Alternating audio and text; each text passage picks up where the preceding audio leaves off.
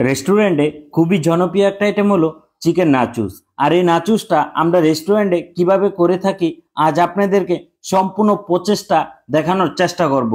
এখন থেকে আপনিও বাসায় খুবই সহজে এই নাচুসটা তৈরি করে খেতে পারবেন। আমার এখানে নাচুসের পাত্তি আছে, আর এই পাত্তিগুলো কিনতে পাওয়া যায়। এক প্যাকেটে 25 পিস থাকে, দোকানে 40 থেকে 50 টাকা নেয় 25 পিস। আপনারাও দোকান থেকে খুবই সহজে এই নাসুসের পাত্তিটা কিনে নিবেন। দেখেন আমি কত ছোট ছোট করে এই নাসুসের পাত্তিগুলো কেটে নিয়েছি, তারপরে এগুলা ফ্রাই করে নিব। বেশি তেলের ভিতরে অবশ্যই আপনারা চেষ্টা করবেন ফ্রাই করে নেওয়ার জন্য। আমরা রেস্টুরেন্টে তো সবসময় বেশি তেলে ফ্রাই করে থাকি, আর এই তেলটা দিয়ে কিছুক্ষণ আগে আমরা চিকেন ফ্রাই করেছি, তাই তেলের কালারটা একটু ডিসকালার হয়ে গেছে। আপনারা মনে করবেন না যে এখানে পোড়া তেল আমরা ব্যবহার করেছি, একেবারে ফ্রেশ তেল এটা।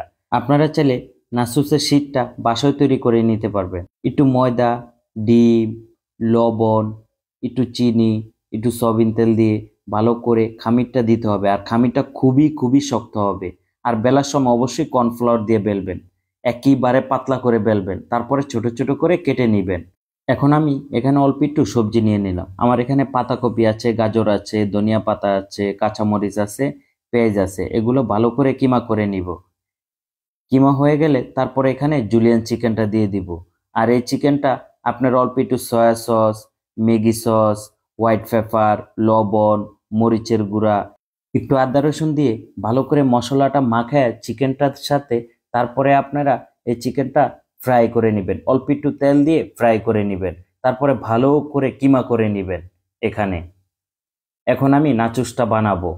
ফার্স্টে এখানে পাত্তি দিয়ে দিলাম, মানে অর্ধেক পরিমাণ পাত্তি এখানে দিয়ে দিলাম। তারপরে এখন আমি মেয়োনিজ দিয়ে দিব। আর এই মেয়োনিজের ভিডিওটা আমি সামনে দেওয়ার চেষ্টা করব ইনশাল্লাহ। তারপরে এখন আমি টমেটো সস দিয়ে দিলাম। আপনারা চাইলে এখানে চিলি সসটাও ব্যবহার করতে পারেন। এখন আমি যে কিমাটা করেছি এই কিমাটা অর্ধেক পরিমাণ এখানে দিয়ে দিলাম। তারপরে আবারও ভালো করে মেয়োনিজ দিয়ে দিব। আর মেয়োনিজটা অবশ্যই আপনারা একটু বেশি দেওয়ার চেষ্টা করবেন। এখন উপরে আবারও পাতি দিয়ে দিলাম, দেওয়ার পরে আবারও ভালো করে মেয়োনিজ দিয়ে দিব। তারপরে এখানে আবার ভালো করে কিমা দিয়ে দিব।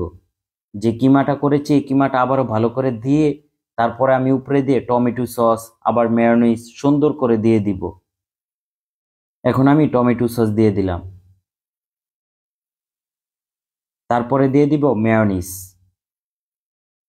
এভাবে করে যদি আপনি বাসায় একবার হলো এই নাচুসটা তৈরি করে খান, আপনার মুখে লেগে থাকবে, এক কথায় অসাধারণ। এখন নাচুসের উপরে অল্প একটু চিজ গ্রেট করে দিয়ে দিব। এটা হলো মজরেলা চিজ। আপনারাও চেষ্টা করবেন এই মজরেলা চিজটা দেওয়ার জন্য, তাহলে খেতেও খুবই ভালো লাগে।